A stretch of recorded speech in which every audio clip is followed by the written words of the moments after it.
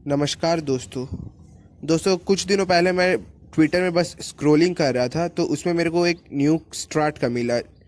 न्यूक स्ट्राट एक Twitter handle है जिसको हैंस क्रिस्टियन चलाते हैं। वो director of nuclear information project of federation of American scientist के हेड है। नाम बहुत ज़्यादा लंबा है, बट वो इसके हेड है हैंस क्रिस्टियन। तो न्यूक स्ट्राट ने अपने ट्विटर अकाउंट पे एक पेपर पब्लिश किया, और ये paper China aerospace study institute के द्वारा पब्लिश किया गया था, काशी के द्वारा। तो आप लोगों को जैसे कि लग रहा होगा नाम से ये चाइना का कोई इंस्टीट्यूट है, लेकिन आप गलत है। ये चाइना का कोई इंस्टीट्यूट नहीं है। ये एक अमेरिकन इंस्टीट्यूट है जो कि एफिलिएटेड है एयर यूनिवर्सिटी से। तो काशी ने ये जो पेपर पब्लिश किया है, उसमें उन्होंने चाइना के द्वारा लिखे हुए एक डॉक्यूमेंट का इंग्लिश वर्जन पब्लिश किया। मतलब 2013 में चाइना के पीएलए ने और उनके बहुत ज़्यादा स्ट्रैटेजिक थिंकर और स्कॉलर ने मिलकर एक पेपर बनाया था कि उसमें चाइना अपने एडवर्सरीज को किस तरह से देखते हैं, इसके बारे में। और ये वाला जो पेपर उन्होंने पब्लिश किया था वो 2013 को पब्लिश किया था, और ये बिल्कुल पूरा चाइनीज़ में था। इसका कोई इंग्लिश डब तब अवेलेबल नहीं था। तो काशी ने 372 पेजेस का लंबा ये वाला जो डॉक्यूमेंट है उसको इंग्लिश में कन्वर्ट किया है, और इसको उन्होंने प्रोजेक्ट एवरेस्ट के नाम से मतलब कन्वर्ट किया है। प्रोजेक्ट एवरेस्ट बेसिकली अमेरिका का एक फॉरेन मिलिट्री थॉट सर्विस है। यहाँ पर अमेरिकन हर दूसरे देश के जो मिलिट्री थॉट्स है उन सब के बारे में स्टडी करता है। तो ये प्रोजेक्ट एवरेस्ट के नाम पर ये पेपर को पब्लिश किया गया था काशी के द्वारा। और आप लोगों को जैसे बता दूँ, ये जो पेपर जो चाइना के पीएलए ने निकाला है, ये हर 13 साल में एक एक बार निकालते हैं। सबसे पहला पेपर उन्होंने 1987 को निकाला था, फिर 2001 को, और अभी 2013 को। तो होप करते हैं कि अगला नेक्स्ट पेपर 2026 या फिर 25 को निकले। तो उस पेपर में हम लोग को बताया गया है कि चाइना अपने एडवर्सरीज को किस तरह से देखता है। और ये हम लोग को जानना क्यों ज़रूरी है, क्योंकि अगर हम लोग अपने एडवर्सरीज के दिमाग को नहीं पहचानेंगे, हम लोग ये नहीं जानेंगे कि हम लोग का एडवर्सरी कैसे सोच रहा है हम लोग के खिलाफ, तो हम लोग उसके एक्शन को कभी रीड नहीं कर पाएंगे।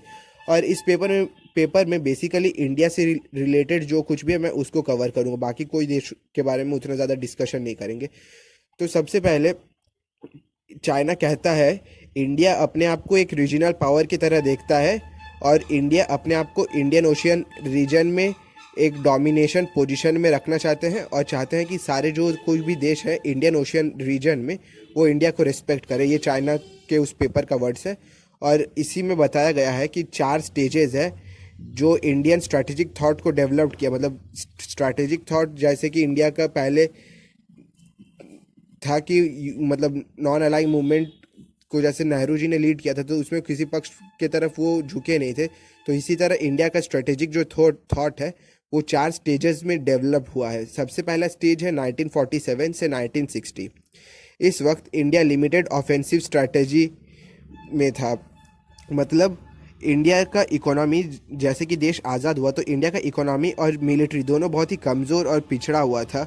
और जैसे कि आप सभी को पता होगा, इंडिया जैसे आज़ाद हुआ तो उन्होंने पाकिस्तान ने कश्मीर के ऊपर अटैक किया, और इंडिया को सबसे पहला वॉर पाकिस्तान के साथ आज़ादी के साल ही लड़ना पड़ा था 1947 को। तो और उस वक्त कोल्ड वॉर भी शुरू हो गया था। जैसे कि वर्ल्ड वॉर 2 1945 को ख़त्म हो गया, तो कोल्ड वॉर भी शुरू हो गया था। तो नेहरू जी के ऊपर बहुत ज़्यादा स्ट्रेस था कि वो इंडियन इकोनॉमी को देखे कि इंडियन मिलिट्री को पाकिस्तान के लिए मतलब देखे, पाकिस्तान का अटैक को रोकने के लिए। लेकिन नेहरू जी ने डिसाइड किया कि हम लोग सबसे पहले इंडिया इकोनॉमी के ऊपर फोकस करेंगे, फिर बाद में हम लोग अपने नेशनल डिफेंस को स्ट्रॉन्ग करेंगे।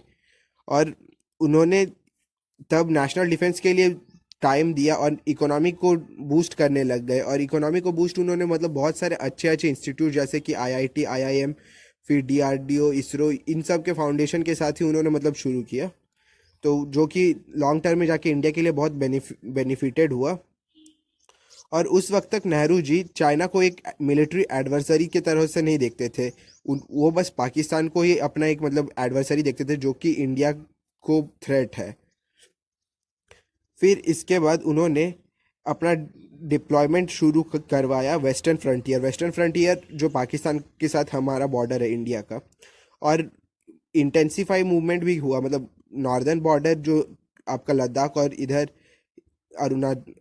उत्तराखंड और हिमाचल प्रदेश तरफ है, उधर भी अपना मतलब इंटेंसिफाई के डिप्लॉयमेंट करना। पहले ईस्टर्न और जो नॉर्दर्न बॉर्डर था जो इंडिया और तिब्बत के साथ एंशियंट टाइम से लगा हुआ था, वहाँ पे उतना कोई ट्रूप्स का डिप्लॉयमेंट नहीं हुआ था, लेकिन नेहरू जी ने बाद में यहाँ पे भी डिप्लॉयमेंट शुरू किया और इंडिया अपना रीच को कंसोलिडेट किया और तिब्बत फ्रंटियर तक भी मतलब पहुंच गया। मतलब पहले इंडिया और तिब्बत का जो बॉर्डर था, उसके बॉर्डर की तरफ में इंडिया का कोई भी उतना ज़्यादा पोस्ट वोस्ट नहीं था, लेकिन नेहरू जी ने पाकिस्तान के साथ अपना वेस्टर्न बॉर्डर को स्ट्रांग किया और फिर ईस्टर्न बॉर्डर और नॉर्दर्न बॉर्डर में अपना जो असली बॉर्डर तक है वहाँ तक अपना एक्सटेंड पहुँचा। मतलब पहले अगर हम लोग का 10 किलोमीटर का जगह था चाइना और इंडिया का बॉर्डर के 10 किलोमीटर के अंदर ही इंडियन ट्रूप रहते थे, क्योंकि उतना दूर तक मतलब सप्लीमेंट्स पहुंचाए नहीं जा सकते थे, तो इंडिया अपने ही बॉर्डर के अंदर बहुत अंदर तक बैठा हुआ था।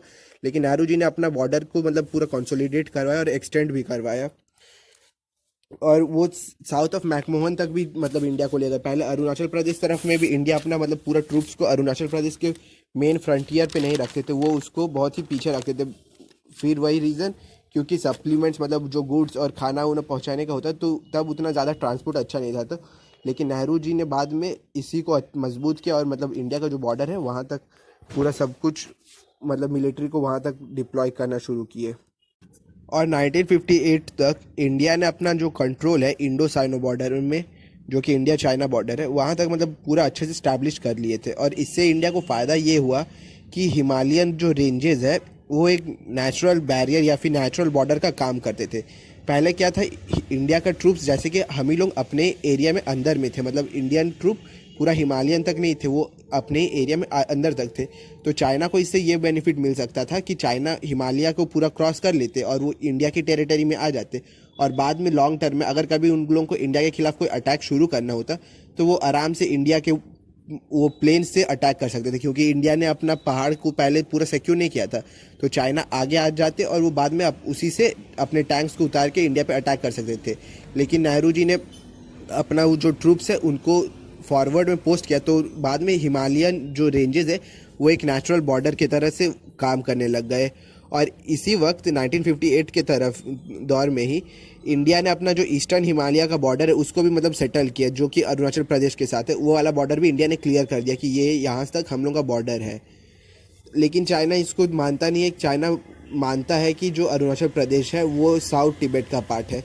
वैसे बोला जाए तो चाइना तो ये दुनिया को ही अपना मानता है, और जो जहाँ पर भी चाइना पहले पहुँच जाता है उसको वो क्लेम कर लेते हैं, जो कि छोड़ दीजिए, वो इलॉजिकल बात है चाइनीज़ लोगों का। फिर दूसरा जो स्टेज था वो शुरू हुआ था 1960 से अर्ली 1970s तक।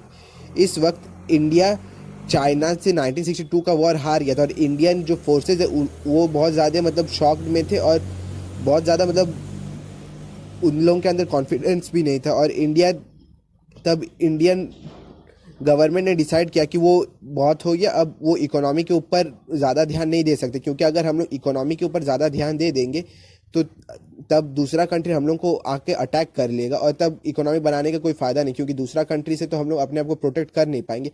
तो तब एक बहुत बड़ा शिफ्ट हुआ और इंडिया ने अपना आर्म फोर्सेस को डेवलप करना, रिबिल्ड करना शुरू किया। और तब इंडिया ने 1964 में अपने मिलिट्री मॉडर्नाइजेशन के ऊपर 50 बिलियन रुपी स्पेंड किया, जो कि अप्रॉक्सीमेटली 5 करोड़ रुपीज़ है। तो आप सोचिए 1964 के वक्त हम लोग ने अपना जो मिलिट्री मॉडर्नाइजेशन है वो किया, और तब उसका कॉस्ट कितना था, 5000 करोड़ रुपीज़।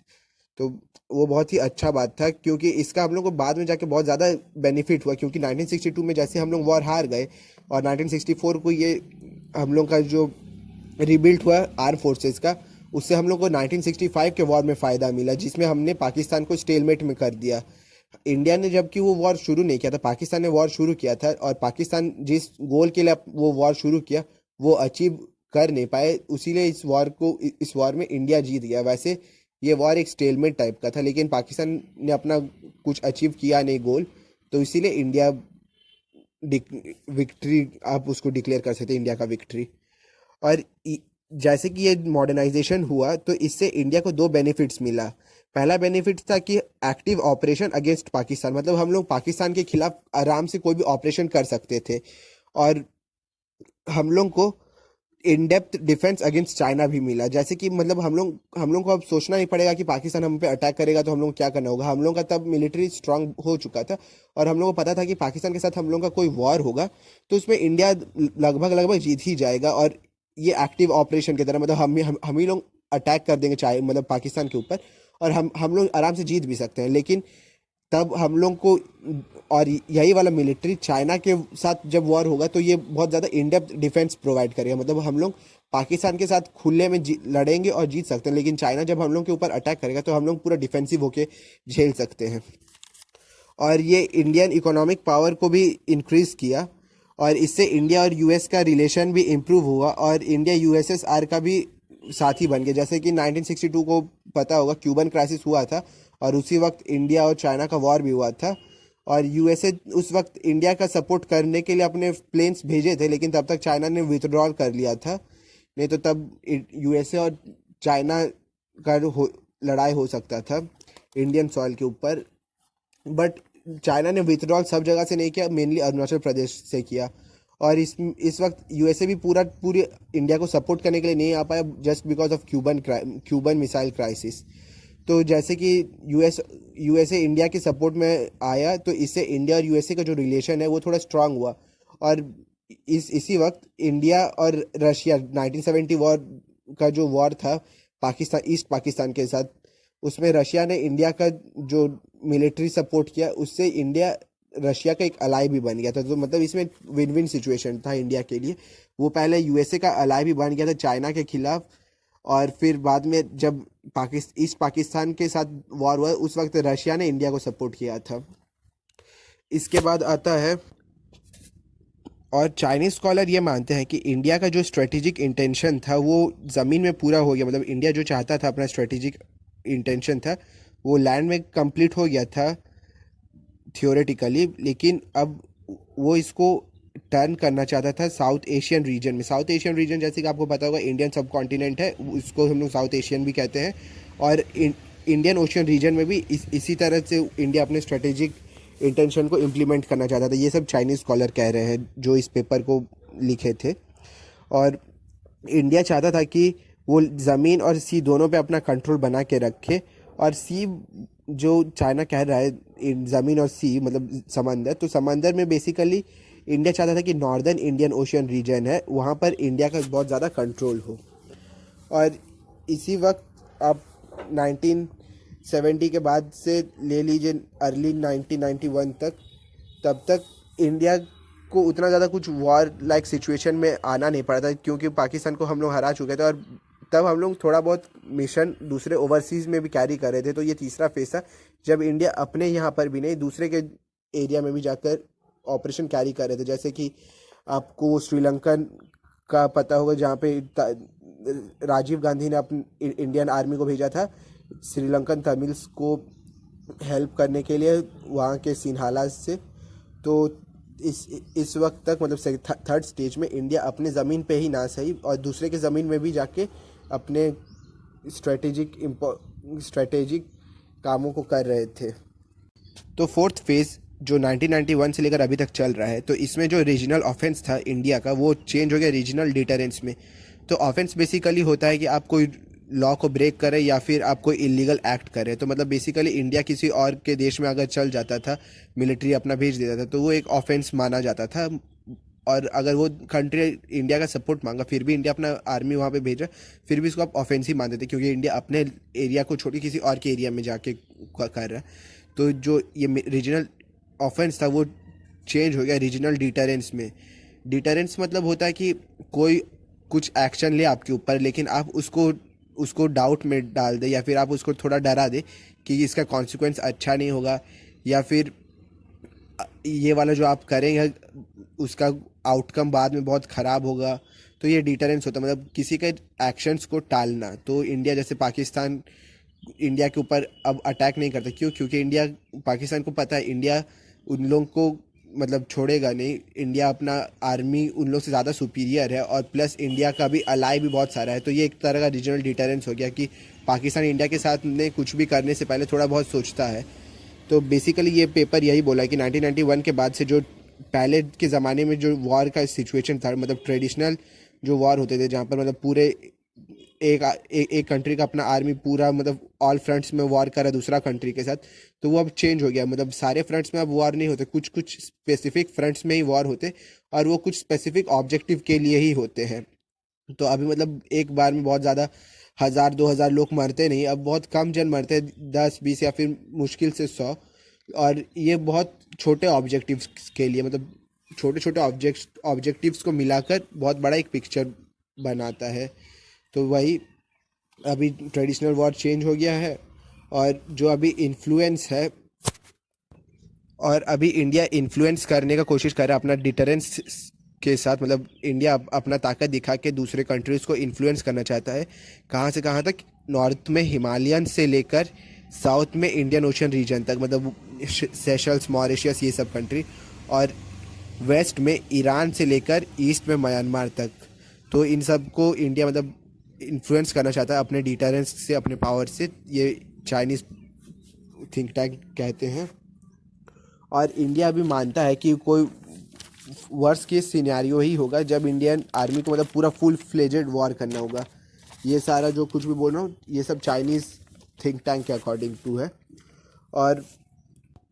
और इंडिया का जो स्ट्रैटेजी है रीजनल डिटरेंस का, वो डिनाइल के साथ भी मतलब आउटकम है उसका डिनाइल। जैसे कि मतलब हम लोग किसी कंट्री को इन्फ्लुएंस करना चाहते हैं, और अगर वो कंट्री हम लोग को बोलेगा कि ये इंडिया कर रहा है, तो इंडिया बोलेगा नहीं, हम लोग तो ऐसा कुछ कर नहीं रहे, हम लोग आपके किसी टेररिस्ट ग्रुप को सपोर्ट नहीं करते। ये डिनाइल होता है। चाइनीज़ टर्म में हम लोग किसी भी डिनाइल को, मतलब कोई भी मिलिट्री ऑब्जेक्टिव के डिनाइल को कहते हैं जूजी। मतलब हम लोग का मिलिट्री कोई काम कर देगा और हम लोग उसको डिनाई करेंगे, तो उसको चाइनीज़ में कहा जाता है जूजी। ये चाइनीज़ वर्ड है। और इसी के साथ जो इंडिया का रिक्वायरमेंट्स है साउथ एशिया में सुप्रीम पावर बनने का, तो वो क्या क्या है? सबसे पहला है इंडिया का मिलिट्री सबसे ज़्यादा सुप्रीम हो साउथ एशिया में, और दूसरा है कि इंडिया का कंप्लीट कंट्रोल हो और इंडिया प्रिवेंट करे दूसरे देशों को इंडिया के टेरिटोरियल वाटर में और सी कोस्ट में एंटर करने से। तो ये दोनों तो इंडिया अच्छे से अपना कर रहा है। और इसी के साथ चाइना ने एक और ऐड किया है, 5th स्टेज, जो कि इवॉल्व हुआ है 21st सेंचुरी में। और ये वाला ऐड इसलिए किया गया है क्योंकि इंडिया का 1991 में जो एलपीजी रिफॉर्म्स आया था उसके बाद से इंडियन इकोनॉमी बहुत ज़्यादा बूम कर रहा है, और इंडिया का जो ग्रॉस नेशनल पावर है वो बहुत ज़्यादा ऊपर बढ़ रहा है। और इंडियन इकोनॉमी अपना जो भी आस पड़ोस में देश है उन सब से बहुत ज़्यादा ताकतवर है। सबको मिला देंगे फिर भी Indian army, Indian arm forces बहुत ज़्यादा अव्वल है। मतलब उन लोगों के पास मॉडर्न इक्विपमेंट्स भी बहुत सारे हैं, मॉडर्न वेपन्स भी है, और प्लस जो आपके सोल्जर्स हैं वो भी इंडिया का सबसे ज़्यादा है अगर हम लोग सबको ऐड कर देंगे साउथ एशिया में तो। और इंडिया को अभी पता चल चुका है कि अभी कोई चांस नहीं है कि पाकिस्तान इंडिया के ऊपर अटैक करेगा, और बहुत वर्स्ट केस होगा जब पाकिस्तान अटैक करेगा, क्योंकि इंडिया का मिलिट्री बहुत स्ट्रांग और पाकिस्तान को भी ये बात पता है। और उस वॉर में वर्स्ट केस ये होगा कि उस वॉर में कोई न्यूक्लियर बॉम्ब का यूज़ करे, जैसे मतलब पाकिस्तान जो हम लोग को धमकाते रहता है कि न्यूक्लियर बॉम्ब का यूज़ कर देंगे, तो वो भी वर्स्ट केस है। कोई पाकिस्तान अभी कोई वॉर शुरू करने के लायक भी नहीं है, क्योंकि उन लोगों का इकोनॉमी बहुत ज़्यादा चरमरा गया, और वो एक आप बोल सकते हैं रिसेशन के फेज से गुजर रहे हैं या फिर गुजरने वाले हैं। तो इसके बाद इंडिया का जो थ्रेट परसेप्शन है, मतलब इंडिया को जो अपना खतरा लगता है वो भी बदल चुका है। अभी इंडिया को कोई एग्जिस्टेंशियल थ्रेट नहीं, एग्जिस्टेंशियल थ्रेट मतलब इंडिया को अपना अस्तित्व का कोई खतरा नहीं है उसके आस पड़ोस के देशों से। और इंडिया को अभी मेनली 3 चीज़ों से खतरा है, जो कि है टेररिज्म, जो कि मतलब दूसरा कंट्री इंडिया में आके फैलाते हैं, और एक है स्प्लिटिज्म, मतलब अपने ही देश का कोई टुकड़ा टूट के एक अलग देश बन जाए, और तीसरा है ट्रांसनेशनल ऑर्गेनाइज्ड क्राइम, मतलब एक दो देश के मिले हुए कोई क्रिमिनल ग्रुप्स वो एक साथ मतलब काम कर रहे हैं। जो ये ट्रांसनेशनल जो ऑर्गेनाइज्ड क्राइम है वो मेनली आपके पाकिस्तान के ऊपर वाले बॉर्डर, मतलब कश्मीर एरिया में और नॉर्थ ईस्टर्न एरिया में ये ज़्यादा देखने को मिलता है, और टेररिज्म भी वहीं पर। तो ये सब अभी इंडिया का नया थ्रेट परसेप्शन है। और इसी के साथ ये वाला वीडियो एंड करता हूँ, और इसका एक पार्ट 2 भी लाने वाला हूँ, तो आप लोग उसको भी देखिएगा। उसमें मैं इंडो सेंट्रिज्म, फिर